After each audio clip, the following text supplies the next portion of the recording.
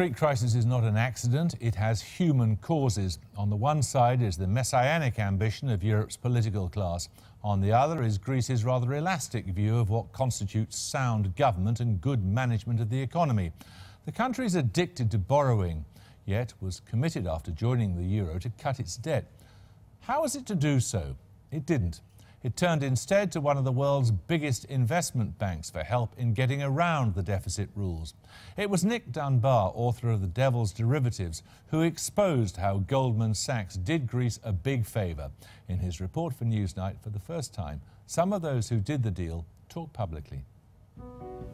The Goldman Sachs deal is a very sexy story between two sinners, but the European crisis is not the child of the sex we had with Goldman Sachs. Oh, Cinnamon, where you gonna run to? Cinnamon, where you gonna run to? Perhaps as an electorate, we might have all agreed that this is what we want to do. It's just that we were never consulted and we never knew.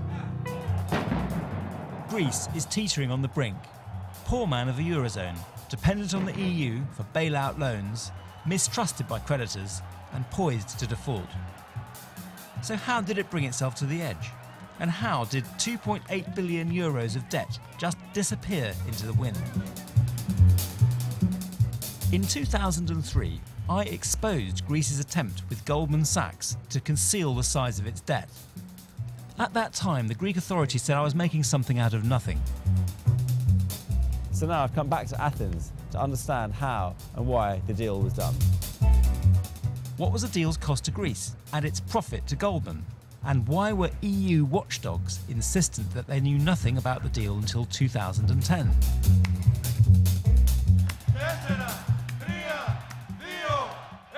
In 2001, as they wrestled with how to qualify for Euro membership, the Greek government questioned how they could kick the habit of the country's debt addiction. In order to join the Euro, Greece had to promise to show directionality. Their debt ratio had to go down every year. With events like the 2004 Olympics coming up, that wouldn't be easy. To the Greek civil servants responsible for the country's finances, an easier solution was at hand. Rather than cut spending and repay debt, why not hide the borrowing instead? Among the bankers who flocked to Athens was Adi Loudiadis, head of fixed income sales at Goldman Sachs. In 2001, Loudiadis came to the table with one of the most important deals of her career.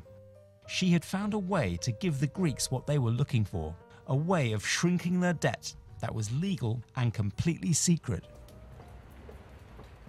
I'm going to meet Christoforos Sardellis, the man tasked by the government of the time with getting Greece's debt moving in the right direction. The deal involved swaps, financial bets used to hedge risks. He says right from the start he wasn't able to disclose the terms of the deal to the market. Hi, Nick. Hi. Welcome. If you go to the open market with a securitization, try to sell bonds, you make announcements because you want to attract investors. If you do a bilateral deal with a single bank, you don't make announcements about it. No one did it at that time, right? I mean, if you look around Europe, nobody announced the swaps they did with every counterparty. And that was the tradition. The swap that Goldman offered Greece would shrink the debt using a foreign exchange transaction. In the same way that you or I convert our foreign currency at a bureau de change when we come back from holiday, international borrowers convert their foreign bonds into domestic debt using swaps. Goldman's trick was that they used a fictitious exchange rate in the swaps to make the country's debt appear smaller. In this way, 2.8 billion euros of Greece's debt suddenly disappeared, giving the false impression that Greece was converging with the Maastricht rules.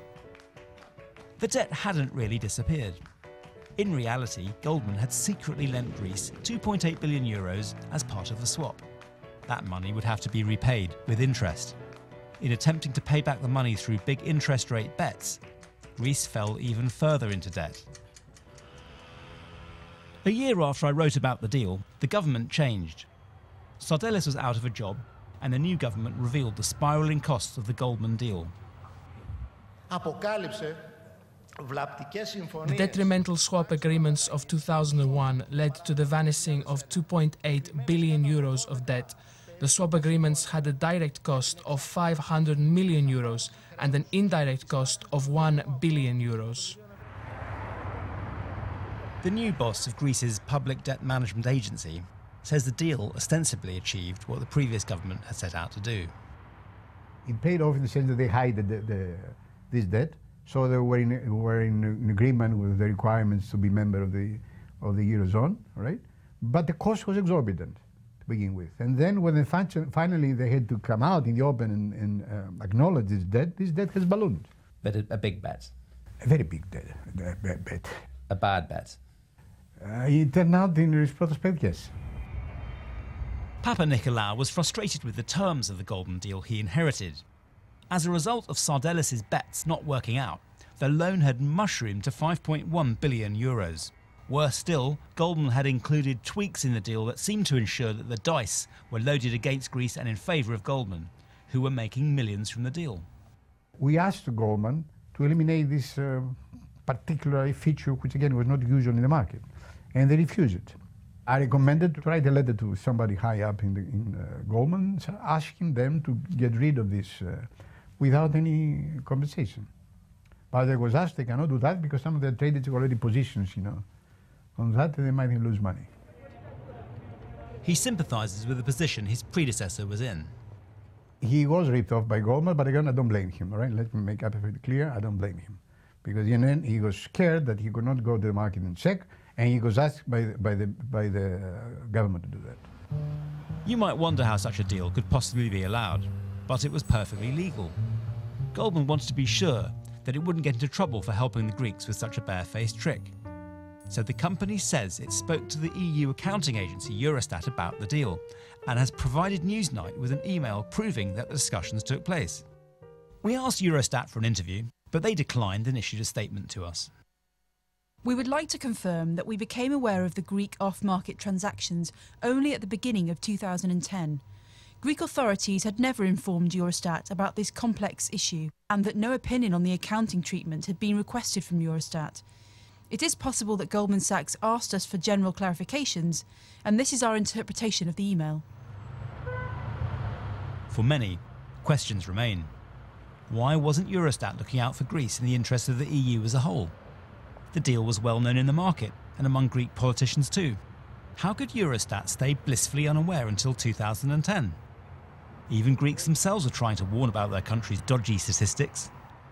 In 2005, we wrote a detailed letter to Eurostat, effectively dobbing in our government at the time for what they were doing in fiddling the infamous Greek statistics. 3 months later, we got a letter back from Eurostat saying they investigate everything, is completely above board, so we better shut up. The 5.7 billion euros now owed under the Goldman swap is only a small piece of the 350 billion euros that Greece owes today, only a fraction of which will ever be repaid. But that 5.7 billion symbolises the twisted incentives at the heart of the euro. Incentives for Greece to fiddle debts, incentives for bankers to cook up deals, and incentives for Brussels institutions to look the other way. If you put me back to 2001 and I say, will you do this again? I would say, no, not because of the economics behind it. Probably I will design a little bit differently if I know that September 11 will happen, etc.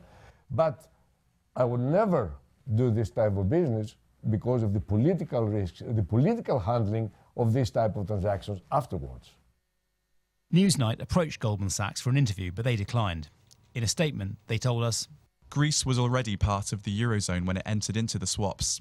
Greece actually executed the swap transactions to reduce its debt to GDP ratio because all member states were required by the Maastricht Treaty to show an improvement in their public finances. The swaps are one of several techniques that many European governments use to meet the terms of the treaty. The swaps we executed for Greece were done in accordance with Eurostat rules. in Athens today, the legacy of utopian financial experiments is an unstable, angry society reeling from 4 years of recession with no end in sight. The Greeks who implemented and analysed these transactions now agree that they were a toxic import that played on the country's weaknesses, hastening its downfall. As with subprime in the US, investment bankers played on these weaknesses for profit. The Brussels institutions that were supposed to protect the Eurozone failed catastrophically, and they failed the Greeks too. Oh yeah. Greece is poised to default on its debts and leave the Eurozone. Germany and EU institutions express outrage at how the Greeks cheated their way to disaster. That's hypocrisy. Back in 2003, the story of how legalised financial trickery was rotting the Eurozone from the inside wasn't something the guardians of the euro wanted to hear, so they ignored it. It's tempting to ask whether a single currency held together with such toxic glue is actually worth saving. So I ran to the Lord. I said, Well, joining us now from Athens is Yorgos Papakonstantinou. Until the middle of last year, he was Greece's finance minister. Now he's Minister for the Environment. Also with us is the former Conservative Cabinet Minister, John Redwood. Mr. Konstantinou, forgive me, I'm so sorry. When you look at that sort of incompetence and chicanery, it's not surprising, is it, that the Northern Europeans want to keep a very close eye on how you get access to any further loans?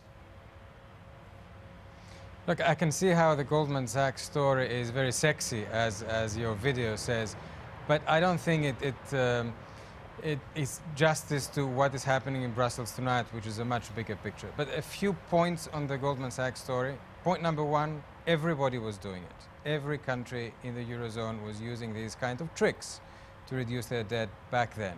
The difference with Greece was that when the rules changed in 2008, the same finance minister that you have in your video saying how terrible it was, forgot to declare it to the Eurostat. We did it as government when we came to power after 2009.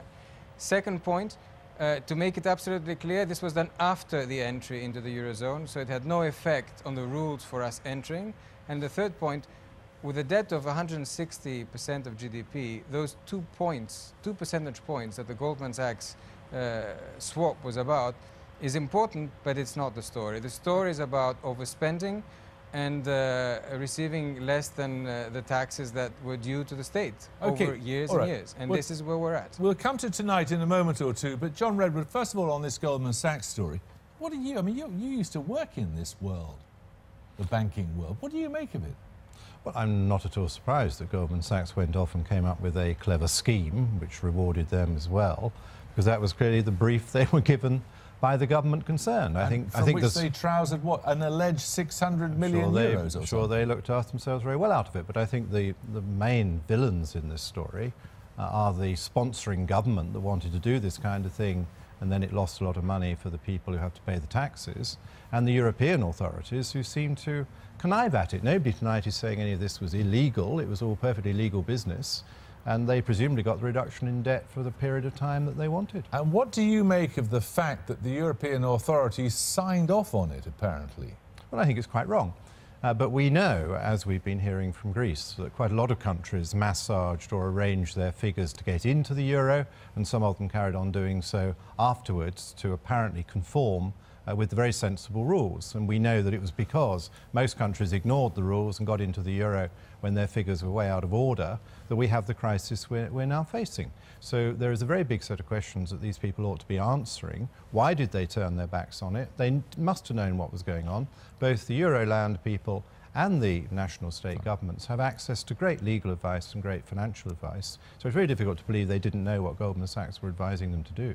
So they turned a blind eye? Yes, absolutely.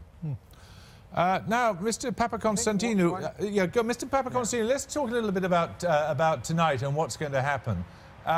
Just one more point on the previous story. I think it's important to remember that the two countries that first breached the Maastricht criteria were the large countries, were France and Germany. And when Eurostat asked for audit powers to be able to know exactly what's going on in the various countries, the countries that actually did not give them audit powers were the large countries, were again France and Germany.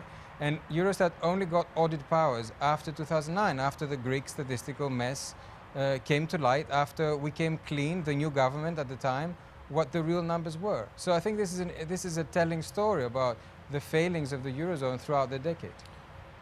So everybody was up to no good in one form or another, but let's turn to tonight then.